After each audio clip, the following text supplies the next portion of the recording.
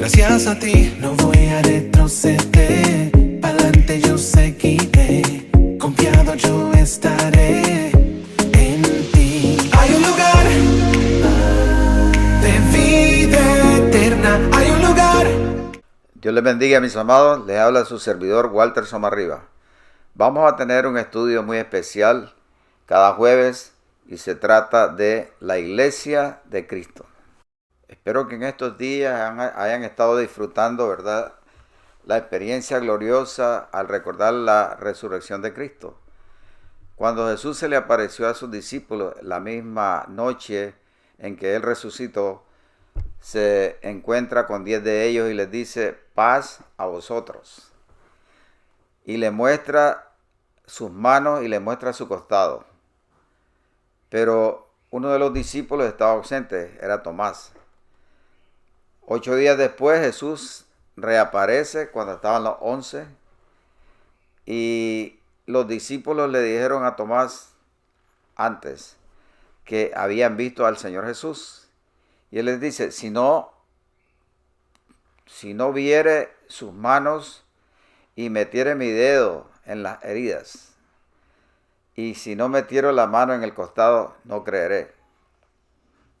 8 días después se aparece Jesús, estando Tomás. Él le dice: mete tu mano en el costado y tus dedos en mis heridas.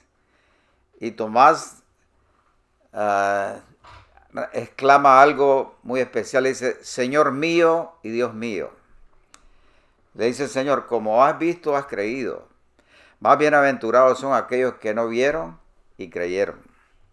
Yo creo que nosotros estamos, ¿verdad?, envueltos en estas generaciones cuando nosotros no vimos al Señor Jesús físicamente, pero hemos creído en Él.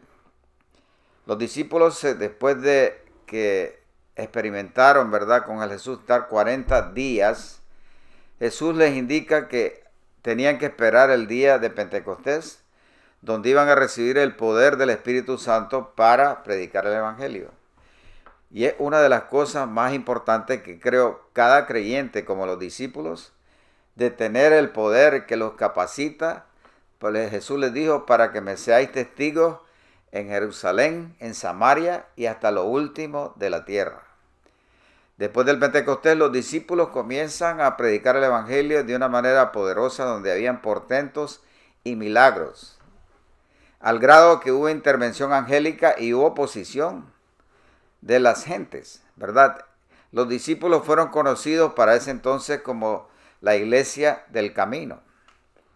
Nosotros sabemos que era la iglesia de Cristo, pero los discípulos, de tanta oposición que tuvieron, tenían la gracia y el poder para sobreponer aquella gran persecución. Y el capítulo 8 del libro de los Hechos muestra una de las experiencias donde dice que la iglesia fue perseguida, donde los discípulos se dispersaron por todos lados, salvo los discípulos que se quedaron en Jerusalén.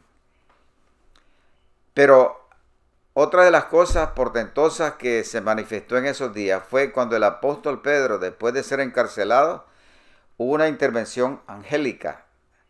En otras palabras, Jesús está dándoles a ellos todo lo necesario para continuar esa labor. Y aunque es verdad que fue derramada su sangre, ¿verdad?, por predicar el Evangelio, pero la sangre de los discípulos viene siendo la semilla para nosotros conocer en los días posteriores en que hemos conocido a Cristo. Y hay una experiencia muy especial también cuando Pedro, ¿verdad?, tiene un éxtasis y comienza a ver en un lienzo en los cielos mientras está dormitando. En ese lienzo habían diferentes clases de animales terrestres y aves. Y le dice el Señor, dice: Pedro, no llames tú común a lo que Dios ya limpió. Pero en el otro extremo estaba un centurión teniendo una experiencia donde le dice un ángel, pues dice que era un hombre piadoso, que hacía oraciones y daba donaciones al pueblo de Israel. Y el Señor le dice que tiene que llamar al apóstol Pedro. y envía unos emisarios y se encuentra con el centurión. Y cuando mira a Pedro, él quiere hacerle reverencia y doblarse, arrodillarse. Le dice Pedro, no, yo soy hombre como tú, pero ahora veo que Dios no hace acepción de personas. Esto vemos nosotros, que Dios tenía que quitar todo tipo de barrera, porque el evangelio tiene que ser formado por la iglesia de Cristo. Y la iglesia de Cristo no es otra cosa de las gentiles y judíos. Ahora, ¿qué clase de gente fue la que escogió en los primeros siglos para él llevar a cabo su plan de salvación? Dice la Biblia en Deuteronomio que él escogió a Israel, no por ser el más poderoso de todos los pueblos, sino el más insignificante, y lo escoge por amor. Y cuando vemos a Pablo en la primera de Corintios, hablando sobre los creyentes en el Nuevo Testamento, dice que el Señor escogió lo más vil, lo más menospreciado, lo más vil, de manera que nadie tiene por qué gloriarse. Pero también es bueno hablar de una de las experiencias especiales de la iglesia, que no solamente fueron usados los discípulos en portentos y milagros, sino que escoge a un instrumento muy especial. Y era precisamente cuando muere Esteban, siendo apedreado, donde dice que Saulo consentía en la muerte de Esteban. Y después de haber enterrado a Esteban, dicen los creyentes de ese entonces, tiene Pablo una experiencia, yo diría la palabra hoy día, extraordinaria, cuando el Señor le sale en el camino. Porque Pablo, o Saulo en ese entonces, consentía en la muerte de Esteban. Y cuando el Señor le sale en el camino a Damasco, dice la Biblia que Pablo cae por tierra. Y le dice, ¿quién eres, Señor? El Señor le responde y le dice, yo soy Jesús a quien tú persigues.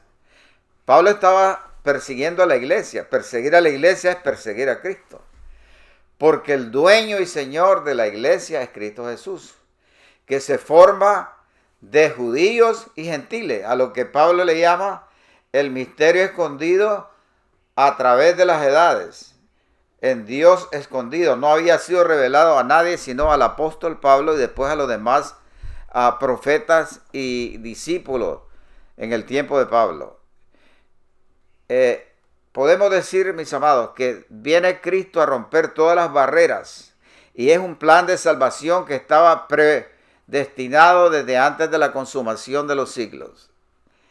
Y ese misterio escondido en Dios que dice Pablo, ¿verdad?, que fue revelado a él y a los demás discípulos, nos damos cuenta de una manera tan especial de lo que significa, ¿verdad?, el misterio escondido en Dios a través de la, que es el plan de salvación para todo ser humano, y no solamente para el plan de salvación, sino la derrota total del diablo y las huestes del mal. Pablo usa una palabra que en el griego quiere decir mustarión. Mustarión es una palabra que fue usada en el tercero y cuarto siglo antes de Cristo, donde habían los faraones y los seleucos. Tenían unas luchas continuas, ¿verdad?, en guerra. Los seleucos eran los partes la parte norte, ¿verdad?, de Israel, y los faraones la parte sur. Entonces los faraones, para ser mejores vencedores, se idean un plan de guerra y entonces dan formación a 12 filos, a 12 hermanos. Y esos 12 filos solo conocían una parte del plan y era para poder derrotar a los seleucos en el norte. Una vez que uno de los hermanos era agarrado en guerra, él revelaba una parte del plan, pero no revelaba toda la parte del plan. Entonces, pero era un plan escondido en el Ptolomeo o el rey de Egipto. Entonces Pablo agarra la palabra de mustarión y la usa para el plan escondido en Dios a través de las edades, que es la formación de la iglesia compuesta de judíos y gentiles. Y la base fundamental para Dios escoger a judíos y gentiles es a su amor por el ser humano. No solamente nos da a nosotros un aliento para predicar el evangelio, de saber que Dios escoge aquellas personas no por ser eminentes, no porque tengan una gran preparación o que tengan mucho dinero. Porque aunque es verdad que es muy difícil que un rico se salve, pero también hay lugar para ellos.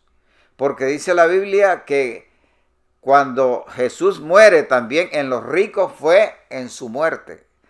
En otras palabras, todo ser humano que se arrepiente de su condición pecaminosa también alcanza la salvación y forma parte de la iglesia de Cristo. Una de las cosas muy importantes es saber cuáles son los fundamentos y quién es el vicario de Cristo, ¿verdad? Por muchos siglos se ha enseñado de que el pontífice en Roma es el vicario de Cristo, pero nosotros sabemos que Pedro afirma que la piedra angular, después de Jesús le dice, Simón, hijo de Jonás, tú eres Pedro, pero sobre esta piedra edificaré mi iglesia. La piedra angular no es Pedro, sino Cristo, porque no puede ser fundada sobre un hombre. La piedra angular está fundada por el Consolador. Dice, yo enviaré el Consolador. Ahora, ¿cómo nosotros sabemos de que la piedra angular es Cristo? El mismo apóstol Pedro explica con claridad. He aquí pongo la piedra en Sión, una piedra angular que sostiene todo el edificio, que sostiene la iglesia, que sostiene a todos los creyentes de todas las generaciones. Porque tiene que ser el poder absoluto de Dios quien tenga que sustituir, usando el término moderno, ¿verdad?, de vicario en Cristo. Los apóstoles fueron predicadores que dieron su vida por amor a Cristo. Pero aún el apóstol Pedro, dice la historia que cuando él lo piensa crucificar, dice la historia, de que Pedro no se sintió digno de morir como murió Cristo, sino que dijo que voltearan la cruz hacia abajo. Todo eso revela, mis amados, ¿verdad?, el carácter de cada uno de los discípulos y la iglesia. Y por el otro lado vemos al apóstol Pablo, que viene predicándole a los gentiles, ¿verdad?, porque Dios lo escoge de una manera muy especial, donde le dice que va a ser usado de una manera tan especial, pero al pueblo gentil. Y estamos hablando de un judío de la mera mata de los judíos, de los israelitas. Entonces vemos todas estas experiencias de la iglesia a través de los años en que ellos predicaron el evangelio, que nos incumbe a nosotros también predicar la palabra de la manera que ellos lo hicieron. Y nosotros tenemos la seguridad no solamente de que Dios nos va a proteger, sino que vamos a llegar al otro lado. Para mí, una de las experiencias más grandes que se mira en la Biblia y en nosotros le hemos experimentado es la encarnación de Jesús.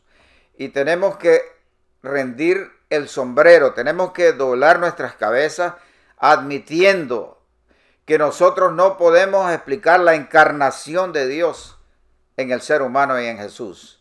Es una cosa que nuestra mente no puede explicarlo a plenitud. Pero Jesús se hizo humano, ¿verdad?, para entendernos a nosotros, para lograr su plan de salvación, que es la iglesia. Hay una cosa muy especial del apóstol Pablo, es de que fue un maestro de los gentiles en fe y en verdad. Cuando nosotros vemos esa declaración del apóstol en fe y en verdad, era un perito, un arquitecto, ¿verdad?, de la estructura de la iglesia. Y eso es lo que vamos a seguir tratando en los días venideros, la estructura de la iglesia y la formación y el carácter que está siendo hasta el día presente, formada por enseñanzas del apóstol Pablo. Dios les bendiga, mis amados. Gracias a ti no voy a retroceder.